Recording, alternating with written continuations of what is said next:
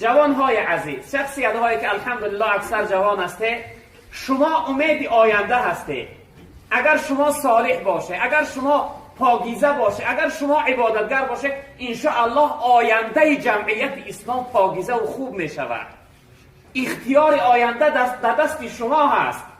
اگر شما این عبادت و مسجد آمدن تو از تحت دل از صدق باشه، انشاءالله شما عالم نورانی میگردانه. رفته رفته انشاءالله که زندگی نور میگیره.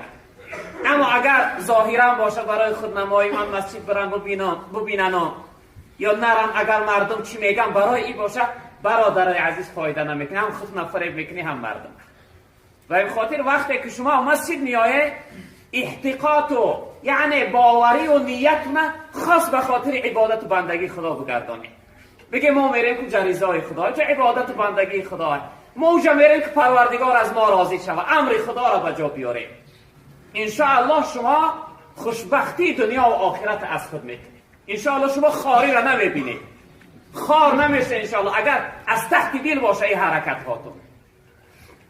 جناب پیغمبر صلی الله علیه وسلم در یک حدیث مبارکش میفرمایند که انا حبیب الله و شاب و طیب و حبیب الله.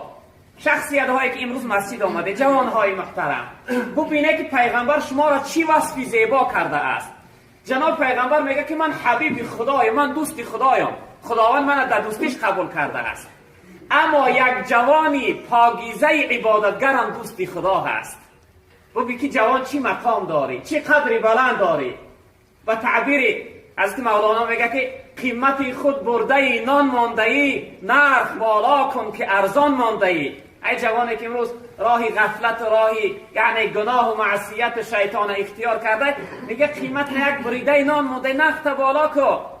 نرخی تو قیمت تو جنت ای، هستی و خوشبختی دنیا و آخرت ای. خطا به اندک یعنی چیزی ناچیزی دنیا، خوشبختی دنیا و آخرت از دست نده. ببین که جناب پیغمبر چی گفت؟ گفت من دوست خدا هستم. یک جوانی که امروز مسجد میآید، عبادت مینه، سرت تعظیم خدا خم کرده است، او هم دوست خدا هست. خیلی مقام بلند داری برادر عزیز. تو قدر خودت بشناس، قدر خودت بدان که در نزد خدا خیلی تو بزرگوار هستی. اگرچه در نظر مردم یاش جوان می نمایی، اما در نظر خدا تو از کوها دا بزرگتر هستی، از عرش اعلا دا بزرگتر هستی.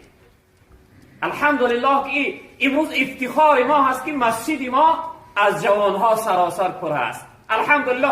من یک چیز افسوس میخورم که متاسفانه پدرهای بزرگوار نیستن که امروز جمعیت شما را ببینن.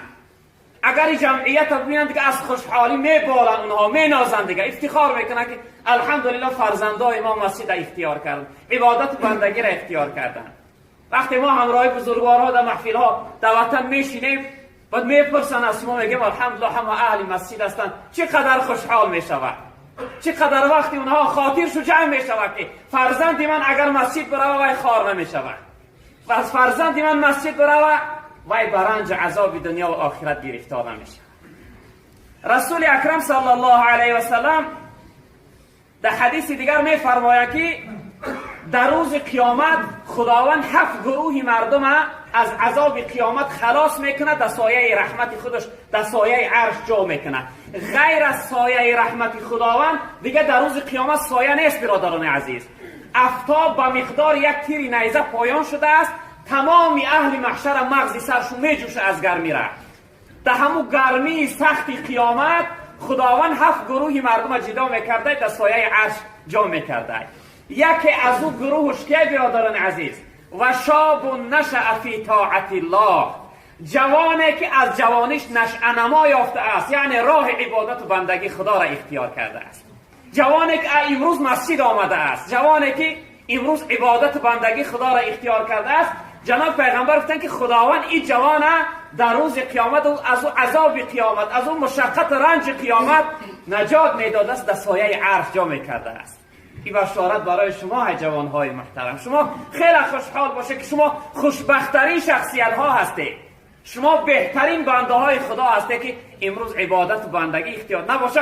اگر خدی کوچه برایم، یک روز یک دادر من گفت و حضرت او برای رای تراموای قطیم برای اونجا برای گفت بسیار بچه ها همجا هستن، تراویح هم شاید بعضش بیاین.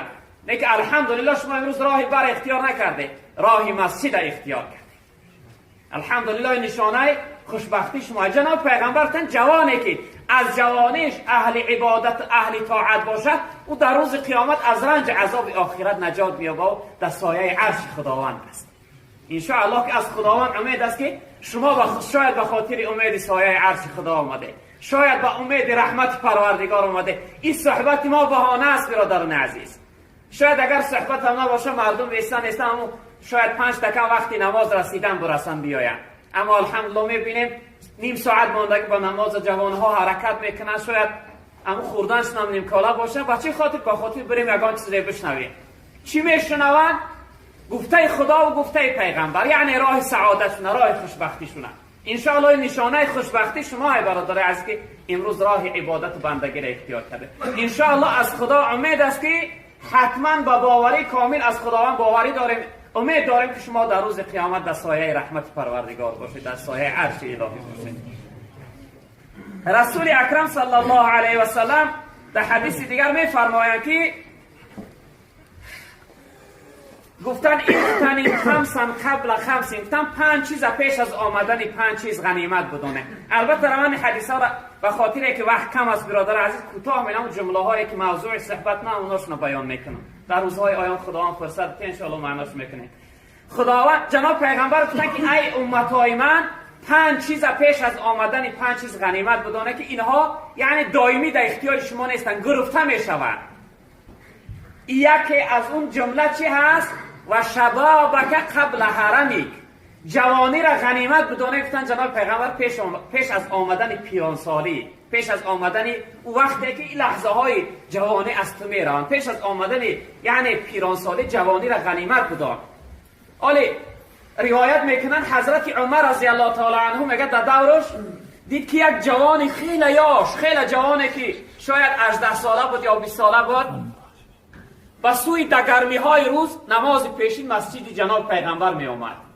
بعد حضرت عمر میگه سر راه شگیره به خاطر سنجش که گفت این جوان کو از تحت دل است عبادتیایی که برای خودنمایی باشه. گو ای جوان، گفت چی غم میتی تو حال یاش هستی در گرمی که جامعه مسجد، گفت حالی پیش بعد عبادت میکنی، گفت در گرمی اخت غم نتی برای استراحت که در خانه دم بگیر، در پیری بعد میای نماز میخوانی. میگه جوان چی گو یا عمر، گو حضرت عمر رضی الله گو ای عمر، گفت کم میوه ای گو با پختن میرسه، همه میوه با پختن نمیرسه، بعضی میوه گل میشوه غوره ناکرده از شاخه در زمین میافته، بعضی میوه دیگه غوره میشوه سبزک نیمخوان در زمین میافته. گو ای حضرت کم میوه با پختن میرسه، یعنی کم انسان با پیری میرسه، هر انسان با پیری رسیده نمیتونه. و تعبیر حضرت مولانا هم در کودکی پستی، در جوانی مستی، در پیری سستی، کی خدا را میپرستی؟ کودکی نمیفهمی، در یاشید اگر مستی کنی در پیری سست میشه دیگه نمیتونی. او طاعت و بندگی امروز شما میتونه میکنه، انسانهای کلانسال کرده نمیتونن برادر عزیز.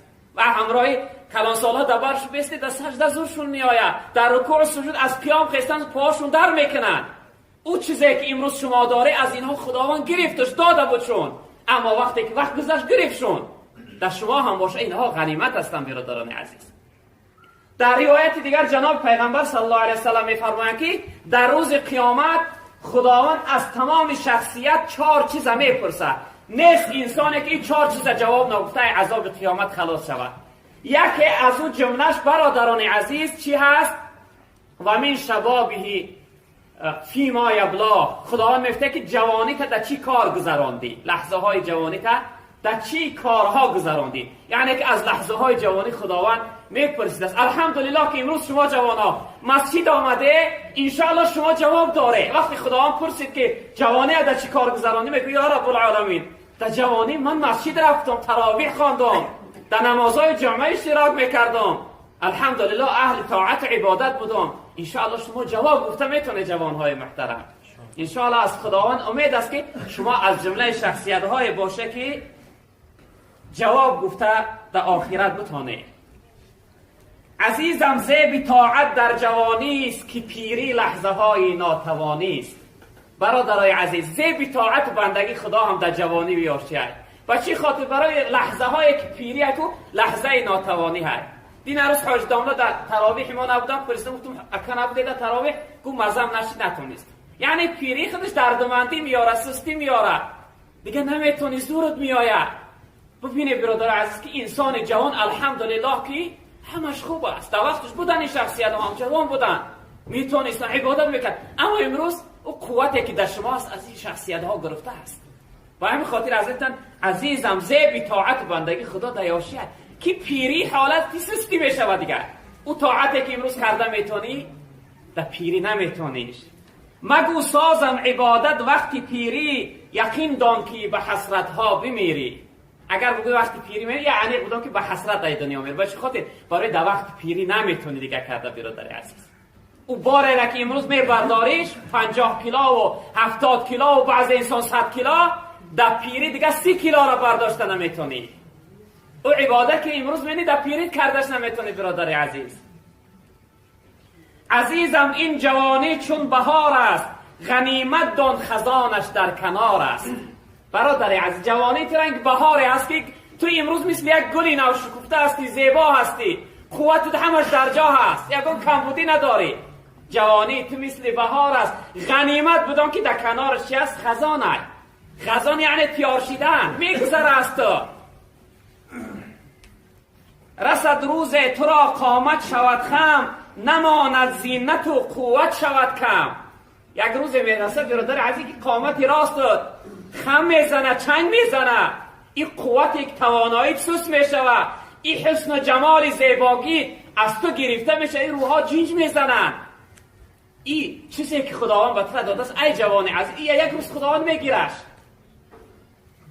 پشیمان میشوی از این جوانی، غنیمت دان که آن دم ناتوانی. برادر عزیز این لحظه را غنیمت عبادت که بندگی که زیادتر توشه جمع که زیادتر عبادت داشته باش که در پیری حسرت نخوری، در پیری پشیمان نشوی.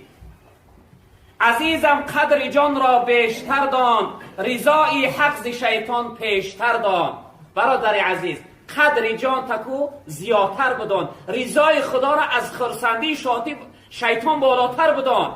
یعنی عبادت بندگی خدا میگه رضای خدا را از خود میدی، پروردگار از خود راضی میکردی، شیطان را غمگین میکنی. وقتی شیطان شما را میبینه که مسجد آمده دیگه سرش در سنگ ها میزنه، خوشا چقدر ماتم میگیره که کاری من برار نگیری. من نتانستم، این جوانه نتانستم که از خدا از صاحبش دورش کنم، بدبختش کنم، همراهی جهنم و دوزختش ببرم. ناامید میشود، ناراحت غمگین میشود. همشون خوره رفتی اینجا پیش جوانی را به شیطان داده ای تو، نمیدانی مسلمان زاده ای تو. اکی در حق شخصیت ها و جوان هایی که بر میروند، جوان هایی که نماز نمیخوانند، جوان هایی که امروز روزه نگرفتن، اونها را در نظر داره که جوانی ای بچه ای انسانی چیزی قیمت به شیطان داده. آیا تو نمیدونی تو مسلمان زاده ای؟ ای پدر و مادر مسلمان به دنیا آمده، برای چی از قفای شیطان میره؟ کجا هست ناموسی اسلام و دینت، مگر شیطان پرستی هست یقینت. ای مسلمان، ای انسانی که ای خدا دوری عبادت نمیای، مسجد نمیای، برای اختیار کرده، در کجا های ناموس دینی تو، ناموس اسلام در کجا؟ یا اینکه تو شیطان پرستی، یا اینکه تو به خدایی، یا اینکه تو بنده دنیا و نفس شیطان هستی. در کجا های ناموس اسلام؟ برای چی امروز روزت نمیخوری؟ برای چی امروز مسجد نمیای؟ برای چی نماز نمیخوانی؟ کنه ناموس دینت. جوانا جانی من برخیز از خواب، مده از دست این روزها اینایاب. ای جوان عزیز این روزها را دیگه نمیابی. حالا یک رباعی دیگه هم هست، جوان گفت ای پیری دلاگاه، چی گم کردی که بینشستی در این راه. میگه یک جوان برآمد دید که دست قد کوچک موسفید پیرمرد میلرزه وجودش، قامت چند زدگی در دست یک عصا ایستاده. و جوان گفت که ای پیر داناگو، ای انسانی کلان سال، ای شخصیتی بزرگ، آیا چی گم کرده در این سر راه ایستاده تماشا داری؟ میگه چی جواب؟ جوابش گفت پیری خوش تکلم، که ایامی جوانی کرده ام گم. میگه او پیرمرد چی جوابش گفت؟ ای جوان گفت من روزهای جوانی ما گم کرده گستم، اونا را میکاوم، اونها را دیگه نمیاد. برادر عزیز جوانا جانی من برخیز از خواب، مده از دست این روزها این آیاب، این روزها رو دیگر نمیابی. جوانی می رود باری دیگر نیست، رسد پیری جوانی را اثر نیست. جوانی دوباره نمیاد برادر عزیز. چنده که تو دور شدن گرفت، امروز 18 ساله 25 ساله 30 ساله شد، بعضی کمبودی ها در بدنت پیدا میشه، گاه سر درد میکنه و گاه یکو درد اعضاد پیدا میشه. وقتی با 33 و 35 رسیدی با دیگر سستی در بدنت پیدا میشه و کمبودی ها زیاد شدن میگیرن. رفته او قوت طاقت دیگر در تو نمیونه برادر عزیز. جوانی می رود باری دیگر نیست، رسد پیری جوانی را اثر نیست. چوزن شیطان تو را هر دم مبازد، به صاحب تو را دشمن نسازد. شیطان تو را فریب نکنه، به صاحب پروردگارت ای خدا تو را دو نگردانه، دشمن خدا نگردانه. در آخر حضرت چی میگه؟ جوانی را ببخش در راه معبود، که تا بخشد جوانی عاقبت سود. جوانی تای برادر عزیز در راه خدا ببخش تا اینکه عاقبت آخرت این جوانی برای تو فایده ببخشه. در آخرت در سایه عرش خدا باشی، در آخرت ای جواب خداوند گذشته بتانی. وقتی پرسیدید که جوانی را چیکار کردی، بگوی الله عبادت و بندگی، تو جواب داشته باشی.